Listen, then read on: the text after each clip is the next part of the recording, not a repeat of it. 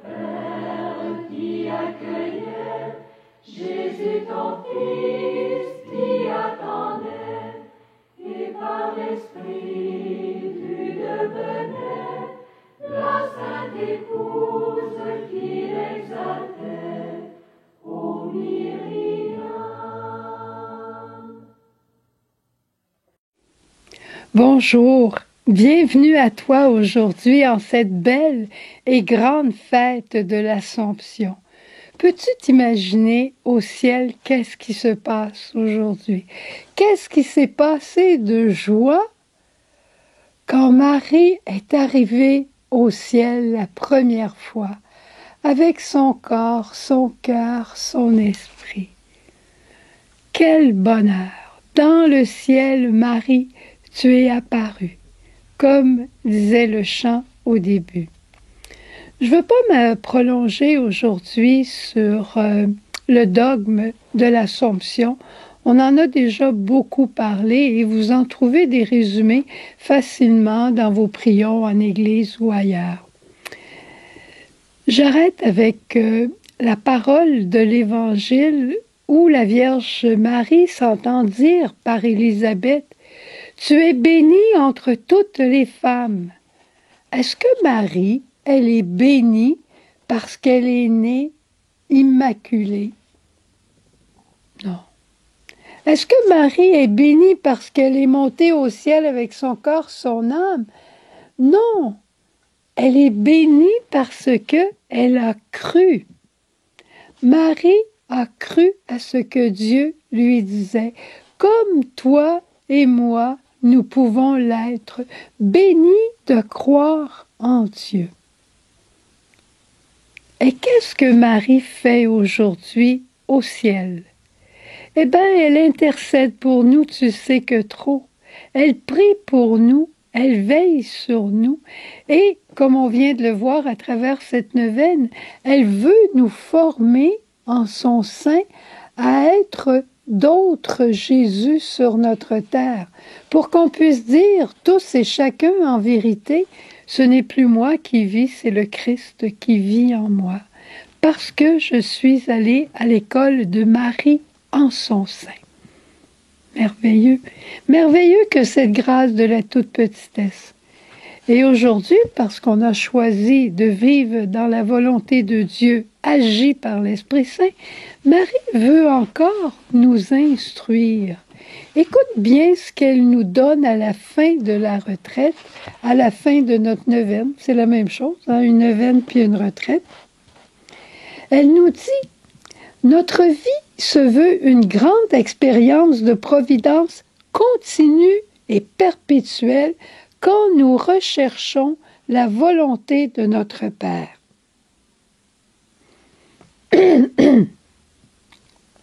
Écoute bien ça. Comme Père, Dieu nous informe ce qu'il y a de mieux dans l'amour. Il nous informe, il nous propose sa volonté pour le mieux de l'amour qu'est la communion. C'est pour notre sainteté personnelle, mais aussi la sainteté des autres. Tu vas voir une mère de famille, parfois il va lui manquer à elle de l'essentiel, mais elle va toujours faire passer les besoins de ses enfants avant elle. Et ça, c'est à cause de sa sainteté de mission, je dirais. Une maman n'est pas seulement une sainte pour elle-même, mais elle se veut une sainte aussi pour ses enfants, pour les conduire à la sainteté. Ceci dit, notre Père nous informe.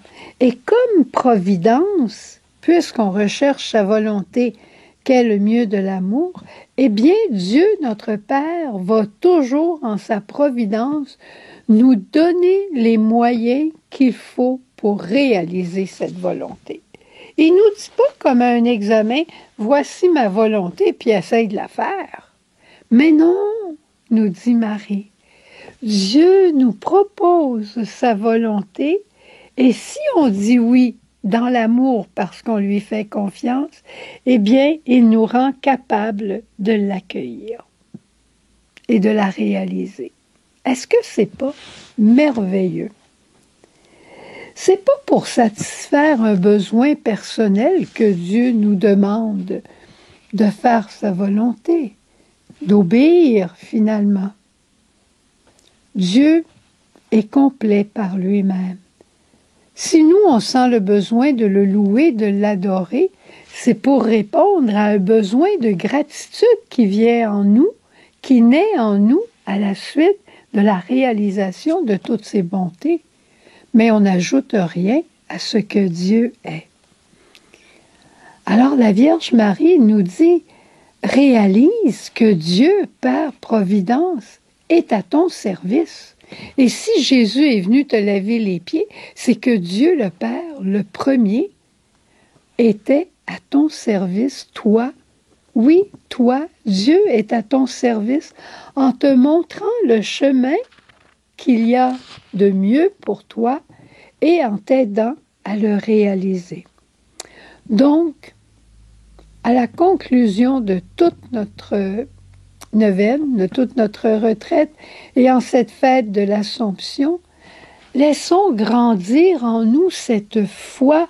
Demandons à l'Esprit de consacrer à nouveau la foi de notre baptême pour que notre foi devienne une confiance que rien ne va ébranler. Une foi comme Sœur Jeanne avait, une foi comme Mère Diouville avait et tous les saints avaient, en la bonté, en la paternité, en la providence de Dieu Père.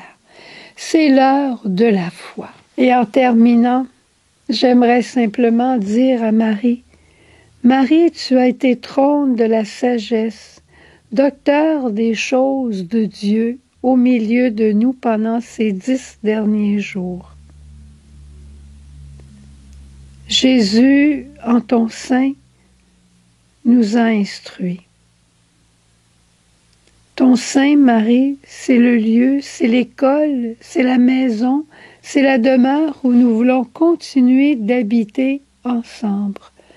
Que l'Esprit Saint qui te couvre de son ombre nous couvre, nous reconsacre individuellement, nous reconsacre avec nos familles et nous reconsacre avec toute l'humanité entière pour que le règne de Dieu advienne et que tous les hommes soient heureux, bien heureux. Et un jour, on montera, nous aussi, dans la gloire de Dieu. Au revoir, passe une belle journée. J'ai changé le chant à la fin de l'adoration, alors tu pourras bien l'écouter. Au revoir et remercions Dieu d'un tel privilège.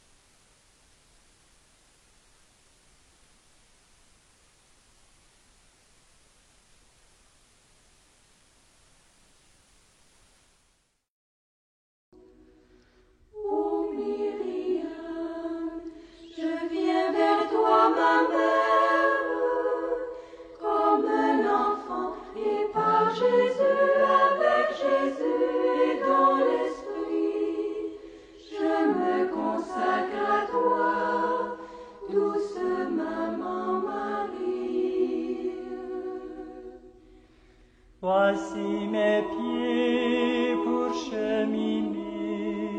Ils sont à